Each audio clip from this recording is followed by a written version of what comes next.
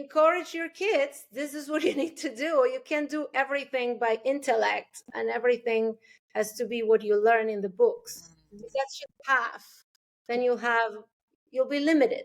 If you can develop the spirit, develop the wisdom from inside, then you have more opportunities. Welcome to the Angelic Frequency Podcast. We are your hosts, Cristina Aroche and Luisa Velez, and today we had a fabulous conversation with Veronica Moya. She is a leader in childhood mindfulness and author of Goom Finds His Happy Place, and she's the founder of Mindful V, a nonprofit dedicated to children's emotional wellness. Her mission is very simple, but so deeply important: to make meditation natural and essential for children, just as brushing their teeth. We had a really great conversation full of tips and tricks. So let's dive in. Hi, Veronica. Welcome to the show. We're so excited to have you here. Thank you for having me. I'm very excited to be here as well. Yeah, it's such a joy to have someone speaking about your specific topic or moms. So we're honestly just all about this conversation and see how we can leverage all of these fabulous tools and all the resources that you've developed. So yeah, let's dive in. Perhaps for people who don't know you and they're not familiar with your work and what you do, could you introduce yourself to the audience and tell us more about who you are and what you do? Yes, I'm Veronica Moya. I'm a mindfulness and meditation teacher for children. That's in short. But what I truly do is help kids stay connected with their soul, their spirit, their inner guidance, their essence. Because as we know, we tend to lose it as we grow older, right? So my mission is to help them discover the beauty that they have inside and encourage a daily practice, which I think is what we're going to talk about today, right? Yeah, I can't wait. I'm so excited. And I know that a lot of your work is aimed at the younger children, like 5 years old, maybe a bit younger than that. My daughter just turned 5, and I have a little one who's 2.5, and Luisa has a 4-year-old. So we're right in that. Yeah. Perfect. Seriously, girls, thank you. Again, thank you so much for having me here. I am working really hard, very diligently into bringing awareness to parents. So I've been doing this for over 20 years. I started with adults, obviously. I don't know why, obviously, but I did. And I moved from adults then to teenagers in 2011. I was invited to teach at the Omega Institute in Rhinebeck, New York. They had a teens camp.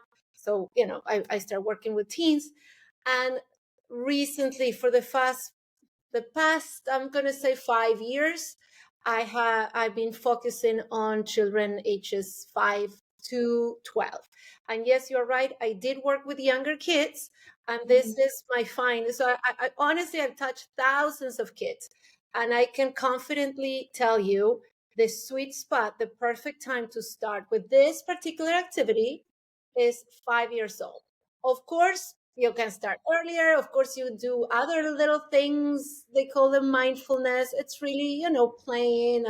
But quite frankly, you have young kids.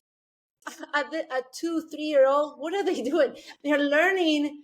They're learning to grab a utensil. They're learning to stand up, to use their legs, to use their bodies. They're learning about this world, right? They're learning how to be a human being.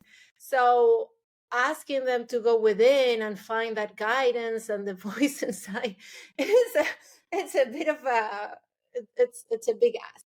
So yeah, my experience with younger kids has been that it was too much.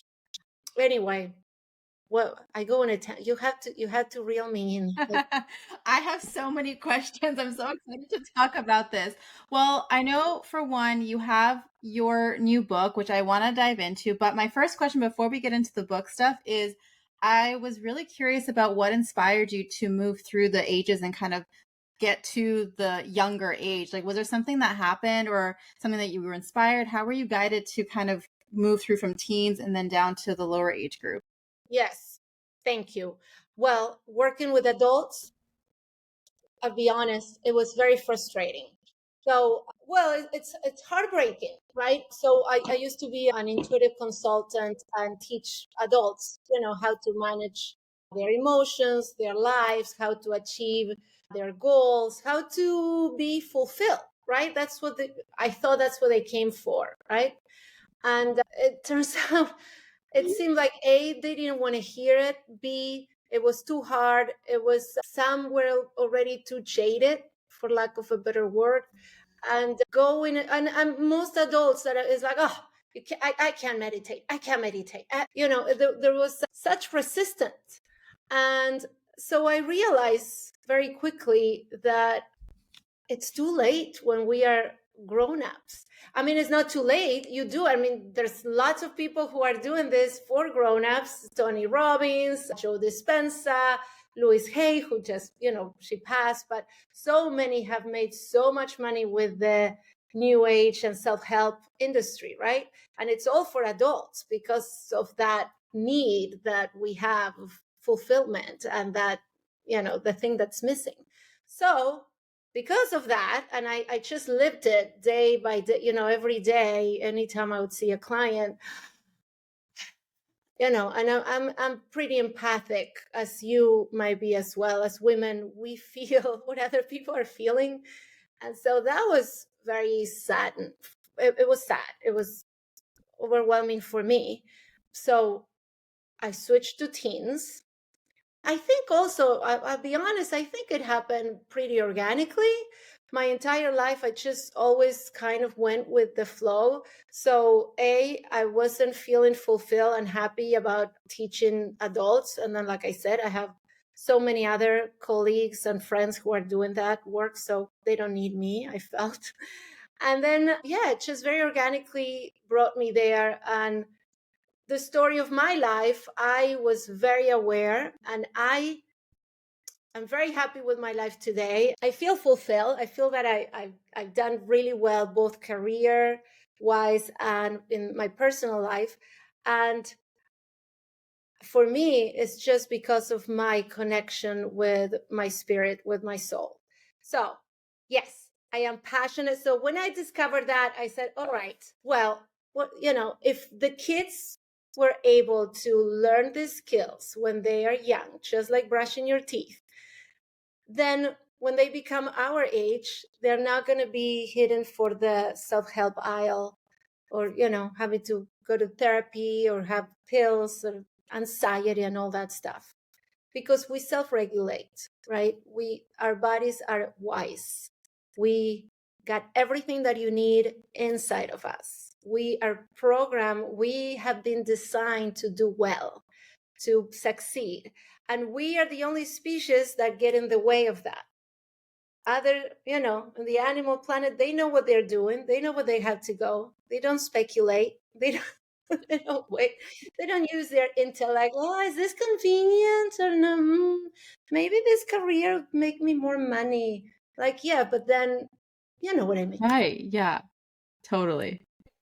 Absolutely. I'm so curious. And maybe that's a great segue to kind of connect the dots with your book, because we do want to cover that a little bit more. And so Goom finds his happy place. So inspired by your personal story and your work with children, can you tell us a little bit more how the book came together? What was that experience like? And the inspiration and your own journey that led into that book? Thank you. Yes. Well, the book is the story of the soul. So it's a soul that decides to come to earth and have a human experience. And when it does, becomes, obviously it's a boy. Obviously, well, it's a person. In this case, it's a boy. And I made it a boy because I read it. I tell you all the details. I took a master class with a children author, and he said, for some reason, he said it was best to make them male than female, because the girls they'll go for it anyway, but in reverse it wouldn't happen, like the boys. He explained the psychology of it. I'm like, oh, Interesting. interested. So I'm like, well, I took the class, so I might as well listen to the guy. So I made it a boy.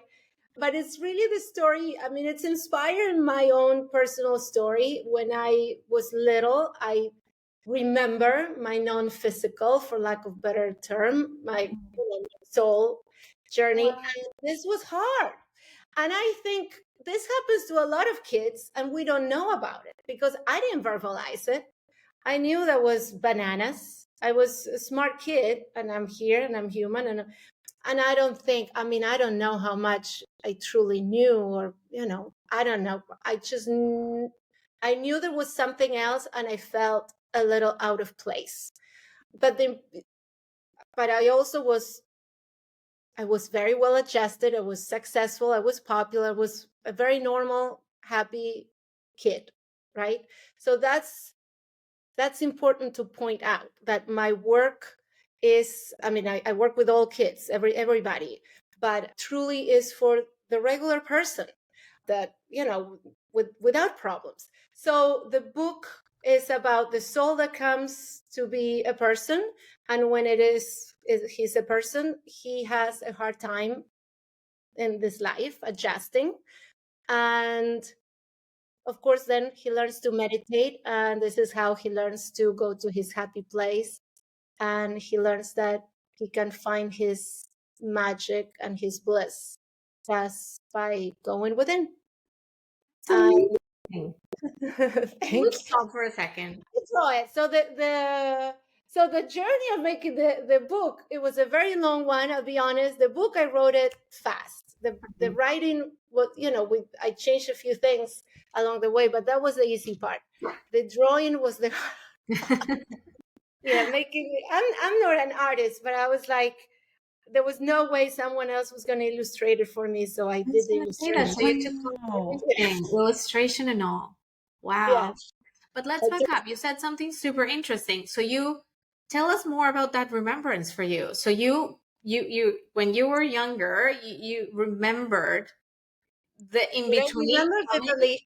I wanted to die. I know it sounds sounds bad. I get it. Okay. Yeah. Because I'm always afraid to say this to people, because my husband told me when we met, I think I told him the story and he said, "You're not normal." Well, that's why we have these conversations, to show people that it is normal. And I can relate to that feeling, but in the best possible way, in the sense of, I know I'm not home. I know home is somewhere else, and I want to go back because I miss it so much. It's not like I want to die. So no, it's just, this is hard. So yeah, that's right. And that's what the book is about. I think the book explains children's depression. Again, taboo, it's weird. Thank you for giving me the platform and letting me talk about it. It explains why it happens, because it is real. They do get depressed, and I was depressed a lot. And again, I want to point out, I had a very nice, happy family, happy, good parents. I had no reason to be depressed or blue or sad. And I didn't. You don't know. You don't understand. Now, as an adult, you know that we do pick up what other people are feeling, right? We do pick up the collective consciousness, whatever is happening. But you don't know any of this, especially if you're 5, 6, 7 years old. So I want to encourage parents to be more open about this and be more transparent, and giving the kids kind of, allowing them to discover this part of themselves instead of shutting it down and continuing with the intellectual learning. Yeah. Which is, that's all we do. Learn. Yeah. Right. That's incredible. I love this so much. And I think it's so powerful and important, especially because I feel like we have had different conversations like this on the podcast around the new wave of souls that are coming in, especially, the children who are now being born now, who are, 5, 6, 7, all within that range. It feels like they are more sensitive, and they are different flavor of souls, for lack of a better way of explaining it, and I do feel like there's a reason why our generation is beginning to really be that generation that's breaking patterns and helping these children, because I do feel like it's setting the foundation for however humanity is meant to evolve and grow from here. And so I'm curious to hear more about I guess kind of like the process that you teach in terms of helping children to start to meditate. I'm definitely curious to start with my daughter. But I guess one question that comes up is are there certain signs that would tell you that a child is ready to start, or is it basically based on age, or is there some sort of interest that you would gauge and say, okay, this is a good time to start with them? Or what would you recommend in that sense? Oh, I recommend treating it as brushing your teeth, honestly. Like, so this is not about, this is for everybody, whether you are spiritually inclined, super religious, or an atheist. It doesn't matter. This is about training the mind, acknowledging your body parts. I don't know, for like, Yeah. just like you learn to tie your shoes, right? So when is a good age? I don't know, 5, is it? Tie your shoes? I haven't started that yet with my daughter, but Tie We're tying our shoes in this house either. But yeah, I guess 5 is a good marker in terms of a lot of developmental things that are happening with kids and when they start being more independent, but also have the capacity to be still. Yes. Well, it's an invitation. So for parents are very funny. So when I go to the schools, let me tell you, well, they do it. Kids get into it. Yeah. And it's just funny because I feel like I have to explain to parents. Some don't believe, oh, my kid would never, oh, my child, and they do. I promise you, they do.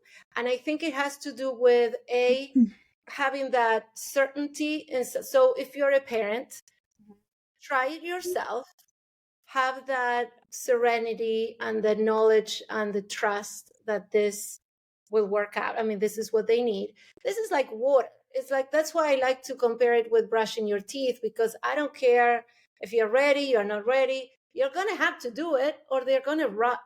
They're going to rotten, right? Your teeth are going to go bad if you don't brush them, and they're going to go bad if you don't develop the habit to do it every day, twice a day, I brush every time I eat. But whatever you do, this is the same. So this is like, we are in overdrive constantly. And nowadays with the screens, it's just normal. And you see the kids in the restaurants with the screens. That never happened. Well, my generation didn't have screens, but today there's a lot of stimuli. That everything's outside. Everything's outside. All you're doing as a parent is allowing them to have the experience and see what happens, and just plant the seed. So a few things that I recommend. So I have lots of videos in my YouTube channel, over 300 videos. I do a lot of guided meditations. They work really well in person. I invite you to try them and give me feedback. Every video I've done is based on feedback from teachers. And then I did a lot of teaching online during the pandemic. So that also, I always need feedback. But one thing that I recommend, again, remember, what you think is so powerful, is so important. So as a mom, if you're hesitant, if you're doubtful and frightened, oh, it's not going to work, just shake it off. Try to, get in a different mind space. Because as a parent, you cannot afford to have this not work for your kid. Does that make sense? Yeah, Right. definitely. And we forget, because they're young and they're happy and they're healthy. It's okay. But one day he or she will be 30 years old, and then they'll be 40. And that's what I am working towards, right? That's my message. Like, this is preventive care. This is not therapy. This is not for certain kids. And of course, in my private practice, I only get contacted by parents with kids that have some kind of issue. Either they're hyperactive or they're overly sensitive or something. But that's not what, that's not my message. That's not what I want to help parents understand, that this is as basic as the body hygiene, right? Brushing, showering and brushing your teeth, because you need that. You need just to learn that it was as simple as taking 3 deep breaths. So you asked me what tools. A couple of things. One, You can have, I was trying to make one the other day. I don't know if you can you see that? Like, not really, but like a quiet corner, Oh, like, okay, okay. like you in your house. Like in my case, Oh, when I was growing up, we had no money. I slept in the living room with my sister. We had a 1-bedroom apartment. So for me, I was a very sensitive child, very, aware.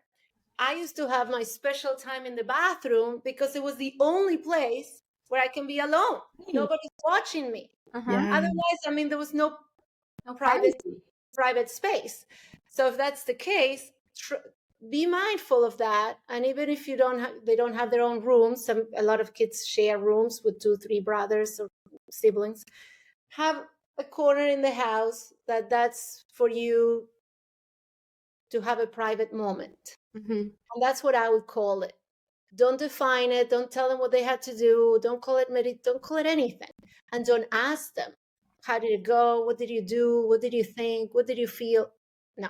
As parents who want to do that, but try not to.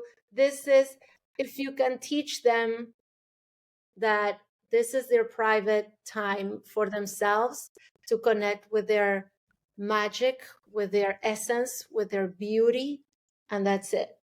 And they don't need to tell you anything. That's it. Sit, don't sit, do it, don't do it. But I recommend you do it. Then, advice number 2, as I like to say about brushing our teeth, you're going to go to the bathroom every morning and you're brushing your teeth, and there's a big mirror there. I have my funny mirror here to show, but so start with very simple affirmations. I like the affirmation, everything works out for me. Everything works out for me. And just to say it in front of the mirror, looking into their eyes, Mm-hmm. which later on in life I learned people are having a hard time doing. I didn't know this, but other adults have told me, when I teach adults, I discover interesting things. It's People are uncomfortable with themselves. OMG. Can you imagine? yeah. Well, we're reparenting ourselves when we're being parents, or that has been my experience with my daughter. And we've had other guests on the podcast talking about similar themes around kids, and how it's just an opportunity for us to reparent ourselves in a lot of ways. And we didn't grow up with all of these tools and knowing how to meditate, taking deep breaths, and the mental spiritual hygiene. It was just not something we were aware of. So as I see my daughter, because I've seen her done some things almost, well, they must have taught her something in preschool, or I'm sure she had some guidance there. But seeing her knowing when it's time to regulate, I'm going to tell you a little anecdote. We are having bath time. It was really challenging. One of those days where I don't remember if she didn't want to go in or she didn't want to come out. One of those things that usually happens. And we were there for over an hour. So at this point, I was just flustered. I was like, we need to get out. It's time. And she's starting to see me like dysregulated, right? And she's like, Mom, we need to breathe. She sits down on the floor, wrapped in her little towel, and she said, breathe with me. And we took like deep breaths 10 times. And then she started doing like stretches like 3 or 4 times. Do we feel better, Mommy? And I'm like, who are you? Like, yes, I feel but thank you. I mean, she's my teacher in all the ways. But that is a little moment when she completely like got it. And she's like, yes, this is the time when we use those tools. This doesn't happen always. She's absolutely bananas. But the fact that that's somewhere in there, in her, just gives me such joy and such a sense of peace that she has that. But cultivating it's important. And so I think what you mentioned about the quiet corner somewhere, place that she can go to. And I think modeling is something that I found in my experience to be important. I've never used the word meditation. We talk about breathing, but sometimes she'll wake up really early in the morning, go to my room, and she'll find me meditating by the side of my bed. And she'd just sit on my lap and just be quiet with me for a few minutes and take a few breaths, or try and stay crisscross applesauce for 30 seconds and don't talk. Just 30 seconds and stay with me. It's so hard. It often doesn't happen. But just the fact that we're starting to create that, I think by the time she gets to my age, all the therapy she won't have to go to, all the things she won't have to, do. And I love how you are tackling this in the sense of this is not the emergency room. We're not putting out a fire. We're here preventing you to get to that place. We can solve the problem, sure, but let's just prevent it and give you the tools to get to adulthood just with everything that you need. That's that's a game changer. That's so important. Right. Yeah. Yeah. That's amazing. For me, it's like the negative self-talk, right? So most of the things we do is based on our own needs and experiences, right? So my parents were very well-meaning, etc. But I was born and I was raised in Argentina. Lots of, I don't know, lots of challenges. Yeah, Lots I of, come from here too, and it's a different world. you're from where? I come from Colombia, so yeah, I know all about. Yeah, No accent. thank you. Wow. Yes, You were born in Colombia? I was born and raised in Colombia. I lived there until 7 or 8 years ago. I moved. Wow. Oh, I'm ashamed of me. Oh, No, no, wow. Good gosh, for no. The fact that you. we can think and speak in two languages, that's That's a more superpower. than a lot of people. Wow. I But don't know. back to what you were saying, culturally, we're so different too. Like our societies are just dealing with other stuff. Mental health is not on the agenda, and much mental health for kids is definitely not part of the conversation. So the fact that you're doing this is so important. Yeah. But for those who don't know, the Argentinian culture is it's funny, we're very self-deprecating as a society, very depressed society, very analytical. We have the highest numbers of psychiatrists. Oh, I wow. don't know if you knew this. Yeah. My sister is a therapist. I went to school to be a psychologist. That's the thing. It's like, so that's not a good thing. So that's the difference between us and the rest of the South American countries that I always see. My ex-husband was Colombian. Very happy. Oh, always like, I guess because you have the sun. I don't know. Like you always. Irony and humor. That's the only way to deal with, our banana republics. That's the only way to deal. For us, it's humor and irony. That's how we deal. Yes. Well, for me, when I came to the States, it was a big awakening. It was like, wow, I remember I used to work immediately. I work with kids. So I came with an exchange program to be an au pair originally. And I remember observing the parents, how loving, how positive, how they would let them pick their clothes and things like that. I was like, wow. Back home, none of that. This is what you're doing. Otherwise, it reflects poorly on me. My mother would say, I had to dress the way she said, I had to talk. And every time we would go to a family reunion, my grandma's, whatever, we come back in the car and I'll get scolded. I would always get, and I'm like 7 years old. I didn't know what terrible thing could I have done, but I did. Every time I said the wrong thing. Veronica, always talking too much. You should learn to keep your mouth shut. You're the slave of your words. And what did she say? The word thing. Yeah. The words are powerful and you need to be careful to let them out so then you don't speak for the rest of your life. That's well, but that, as we know, because if we study psychology, you internalize those things. So your parents want to help you. They're doing it so you're not a jerk when you grow up. But at this age, as a child, every time someone tells you no, or you did wrong, or see, this happens. Yeah. And then you carry this to your 30s and 40s and 50s. So because that's going to happen, no matter what, it's going to happen because we get frustrated and we get flustered and we get scared. And you're going to go like that as a parent.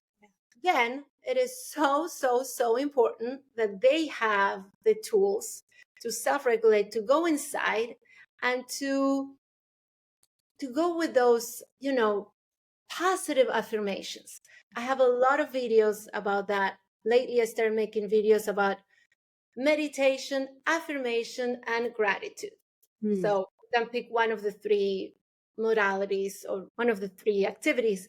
But I love affirmations because we today know that we are run by the subconscious. 95% of our actions and feelings and what we do is run by the subconscious. So if the subconscious is what, believes whatever you tell, whatever you repeat in your mind. So let's not repeat negative things, because then, you know this. I'm not saying That's the thing. People don't. It's not that we don't know. When you say it, you're like, right, that makes sense. But we don't do it in our day-to-day life a lot of the time. In No. practice, it's a lot harder. And it's part of it is because we have the programming of our parents and their generation. So then we're, like Luisa was saying earlier, reparenting ourselves while we're parenting our children. So we're like double, trying to shift how we view ourselves, but then also teaching our children how to view themselves in a positive way. So it's a lot of work, but I'm so grateful that you have your YouTube channel, which we'll definitely link to in the show notes so people can check it out. But I'm so grateful that you're creating this content, which sounds like, is it geared towards parents to be able to use with their kids, or is it more towards the kids directly and they can just sit and listen? What's the channel is just for kids. Okay, that's amazing. But okay, so the channel is for kids and has 300 videos just for the kids, but watch it. It's very good for the parents too. You can do all the guided meditations. I use them. I do them with adults. I do them in the schools. I am now working at adults enjoy them too. And then I'm starting a new YouTube channel. I think I have like 30 subscribers only, but that's for parents. But to be honest, it's a tall order. I feel overwhelmed right now. I always want to create more. You must know how hard it is to create content and then edit it. So I do want to create more for the parents and give advice. We'll see, baby steps. The YouTube channel is Mindful V, like my name V, and it is just for kids, and I try to keep them short. So like I said, everything's been organic. And when I was going to schools, I'm only one person. I can only do so much.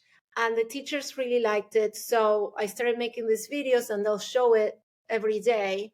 Another excuse that I get is two excuses. There's no budget for these classes.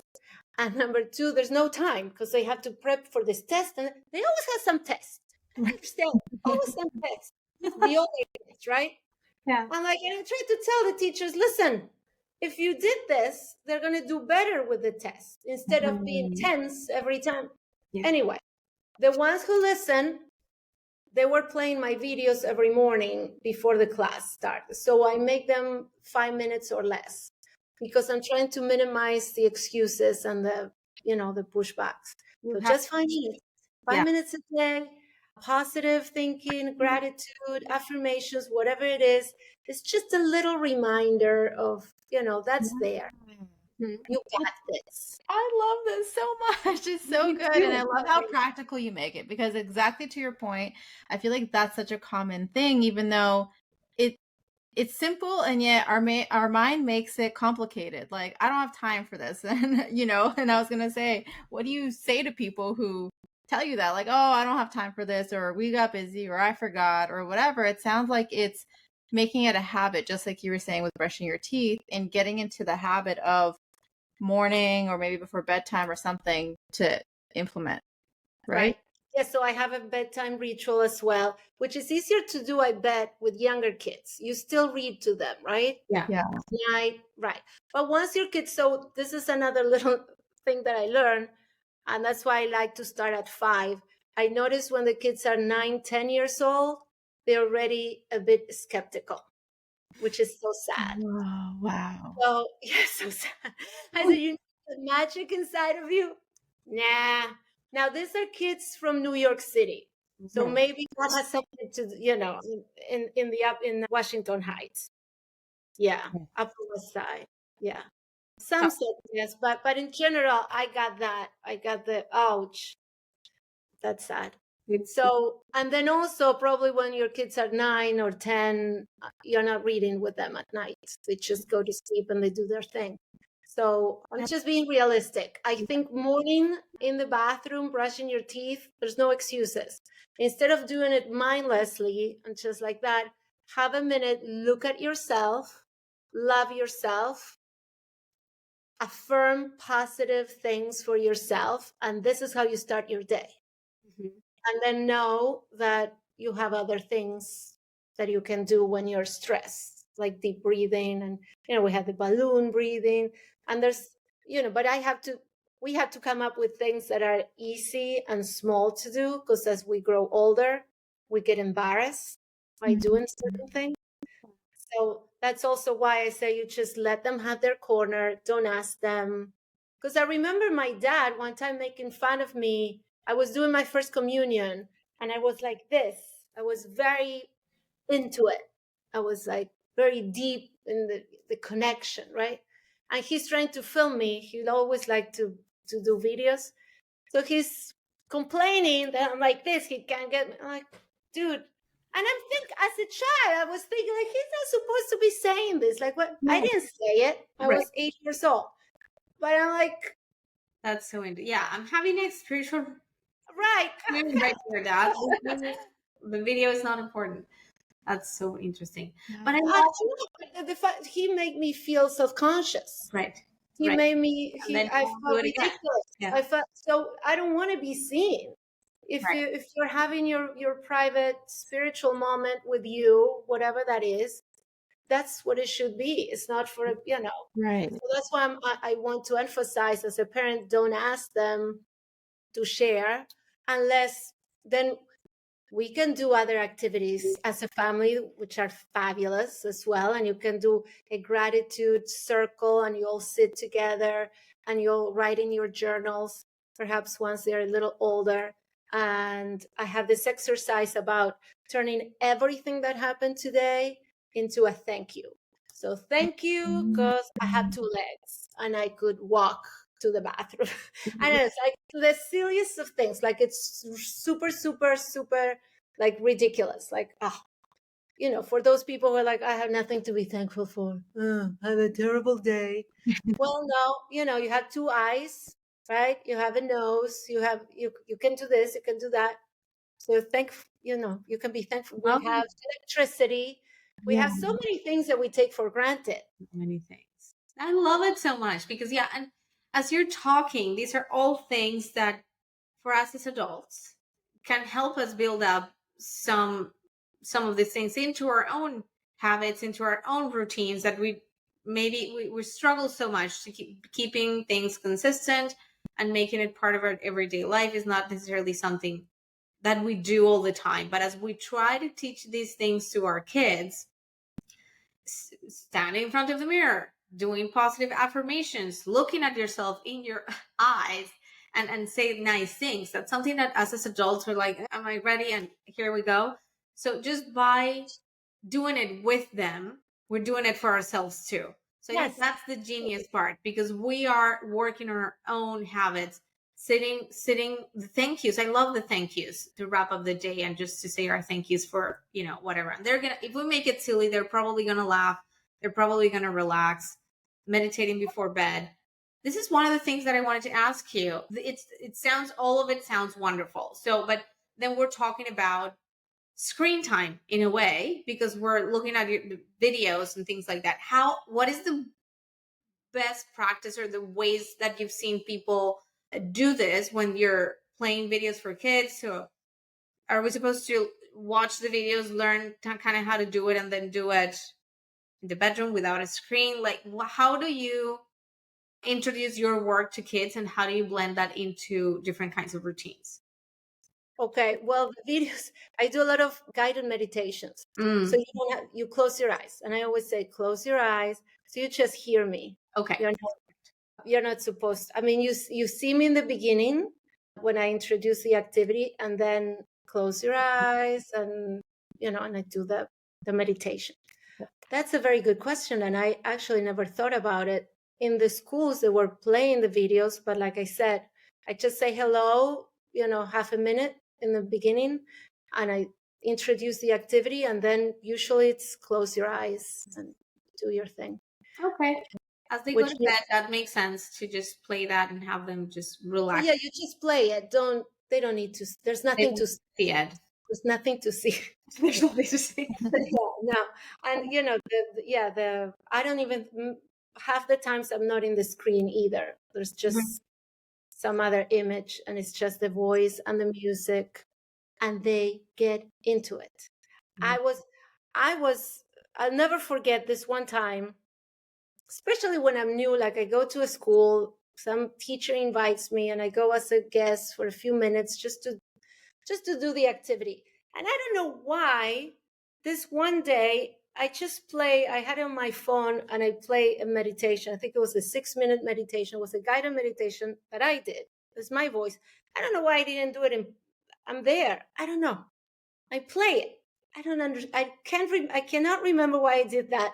But I play on my phone. I guess because life wanted to show me what was possible. And I was so shocked to see all the kids. They just did it. And I'm thinking they're going to open their eyes in the middle of it. No, they didn't. They stayed through the entire thing. And that's when I was like, wow. Yeah, it's for me, it has been such a blessing, such a rewarding experience. I'm always in awe. There's no one time when I'm not surprised. Wow. And truly, this only affirms what I say, that we need it. The soul knows, the spirit knows. And all I do is just open the door and say, okay, this is available. Oh, and also, I don't care if they don't want to do it. It's totally fine with me. I don't mind. If it's not free, that's okay. You don't have to close your eyes. You can read a book. The only thing I ask, don't poke the guy next to you, because maybe they're enjoying it. That happens a lot, right? So let them have the experience, but you don't have to do it. You can do whatever you want. It's all cool. That's And important. I guess I need that. So I think that also, that helps. that helps. And Christina, I'm thinking of you because you have multiples. So you have two kids to deal with at the same time during Right. like I this. was already thinking, I'm like, I'm gonna start playing the YouTube channel and just see what happens. I can imagine the little one like opening her eyes or like whatever, saying, I don't want to do, she's still only 2.5. So but I can't imagine the older one who's 5 to be more into it and kind of, yeah, it sounds like an experiment to me. See where what comes See where up. I'm going to send you, I'll send you via email. I have a mindfulness course online on the YouTube channel. I recommend it. I don't know. So this is what I teach in the schools. And you tell me, you let me know. See if we can stay in touch. Watch it and tell me if it works or if it doesn't work.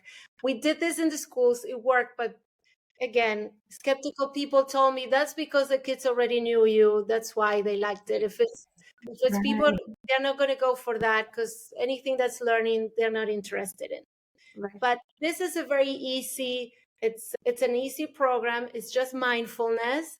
So it teaches them step by step. The first class is about getting into our mindful bodies and mindful listening. And the next one is mindful breathing. And they're very, very short. And then mindfulness of kindness. And in that one, you just send loving thoughts from one another. So it could be the mom and the kids. And I think I have 9 videos of that, and it's just 9 different activities that's very simple to do with your kids. And I made the video so you can pause it and then do the activity, and then it has questions at the end, so you can. I think it's good. I mean, I like it. You are sure it's gonna be great. I can try all these things when I go and do this little experiment, and also teach myself a lot of things along the way. But I'm curious, because you work with so many kids who work in schools. Have you seen, or have you had a particular child's story that really, where you saw like a difference in the way they acted or they behaved through meditation and just being exposed to your work and through your programs? Well, yeah, the most shocking one, I guess for me, was a kid with diabetes that, yeah, he would come. So the family had me every day, every morning with them online because they're in Colorado.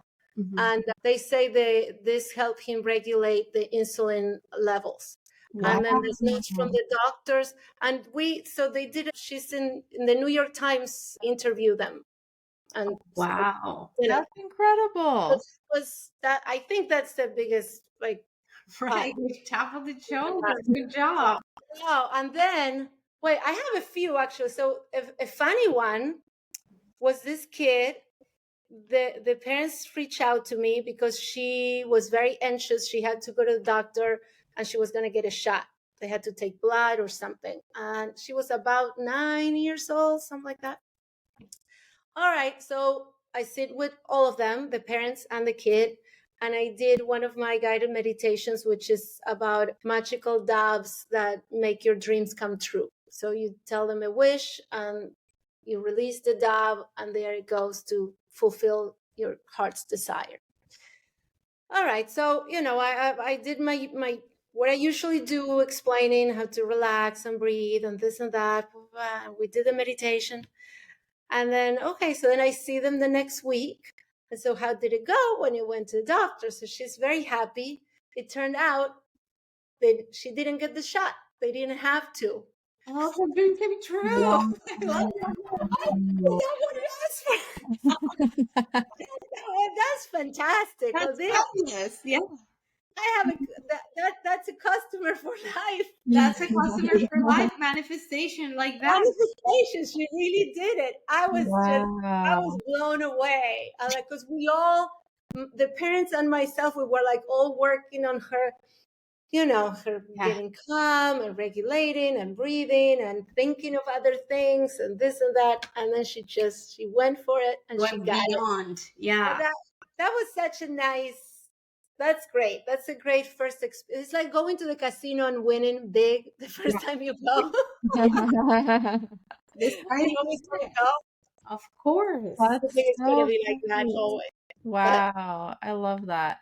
One thing that I was thinking about too that came up from our conversation earlier is, you're mentioning some kids, maybe they don't want to do it. So you say, it's okay, just read your book or whatever. But do you find that, or let's say someone's listening to this, maybe they have an older child who's 9 or 10 and a bit more skeptical. What would you recommend for them?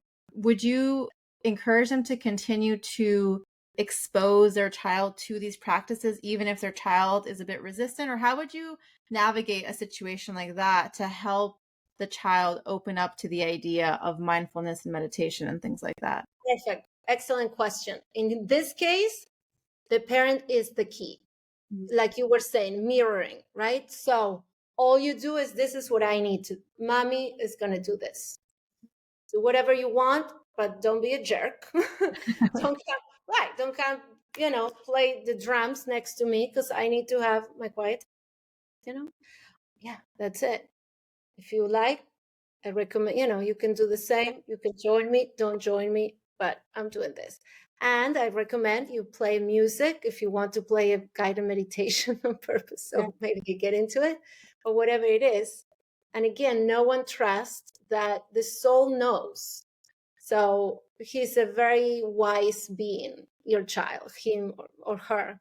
So no one trusts that he will Be go led to to do it. Yeah. when the need appears, like your kid, right? With the bathtub. Yeah. She had to regulate mommy or it was dangerous. Yeah. Yeah. That's a fantastic story. That Yeah. is so That's yeah. such an, and never happened again, but it was just really like, you have that in you. I'm so glad. Like, I didn't have that in me, like, for a lifetime. Like, still, I sometimes don't have it. So the fact that that's in her somewhere is just incredible. And yeah, the soul knows. So there'll be, I guess, Yes. you're just trying to remind them of something that they already know. And I would still do like the morning thing. Again, if it's a boy and it's 10, it might be a little harder, the mirror thing, maybe. Yeah. But I also find that boys have an easier time at meditating than girls for some reason. Interesting. Yes. And so if you present it properly and you explain that this is my training, that if they want to succeed, this is what, because that's the goal, right? That's how By success and thing, yeah, and achieving things. right. My goal is not to be calm. Who cares about being calm? The goal is to have good friends, to be successful, to be well liked, to be fulfilled, to make good choices. Yeah, not to pick the career because, again, you're speculating what's more convenient. That's ridiculous. We know that today, right? Don't make those mistakes anymore. Our grandparents and parents did that. They were miserable the entire lives, but they had the job that, pay the bills. Yeah. So you don't want to do that. You know that if you are in alignment with who you are, who you're meant to be, you came to be, then things will work out. Yeah. And then just teach them. If you have a really, really skeptical kid, just start with the affirmations. Why not? Everything works out for me. Now it doesn't. Really? Well, okay. And you just, talk to them, explain how the law of attraction works, how the mind works, how my favorite thing is about Einstein, right? Einstein. Mm-hmm.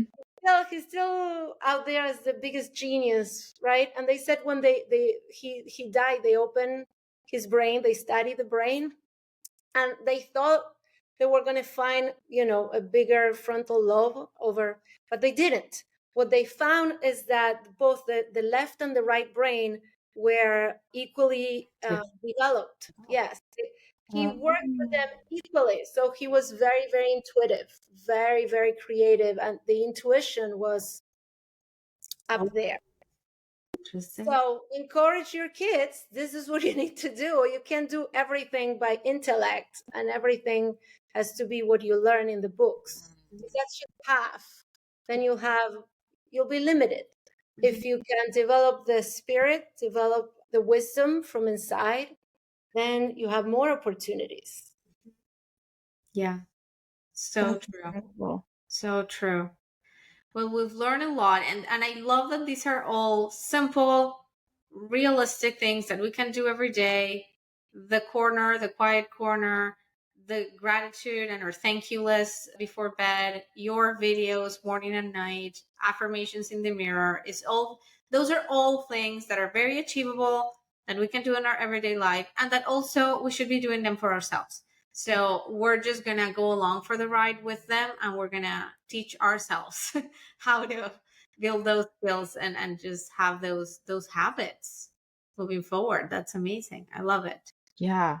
I'm so grateful for this conversation. I feel like I have so many resources now to help myself and my kids, and I'm really excited to do the practical of it and check out your YouTube channel and have them watch the videos and all that. So thank you for sharing all of the things. I feel like now our audience needs to know how they can connect with you, where they can find your book, all the things. Tell us how we can learn more from you and connect with you.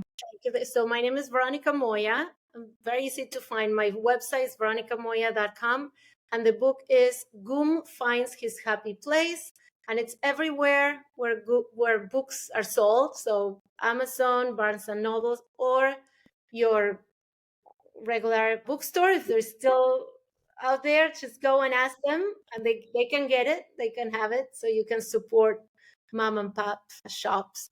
Yeah, and honestly, just go to my website, veronicamoya.com, and I crave feedback and suggestions and whatever you need. I'm always creating new stuff or giving advice, or I'm happy to help anytime. That's So amazing. don't be shy. If you have any questions or any ideas or any suggestions or any issues and you don't know what to do, ask me. And I Amazing. don't know that I have the answer, but I love that, making those connections. And we'll also link to your YouTube channel below as well. So people will link to all the things that you just mentioned, and then also YouTube channel as well below. So Thank you so much, Veronica, for joining us. This was such a fun conversation full of really practical things that we can do. I love it so much. we need all the help we can get with our little ones. So this is great. Thank you so much. Yeah. Thank you for Amazing. having me. This was awesome. This Thank you, was guys. okay. Amazing. Bye. Bye.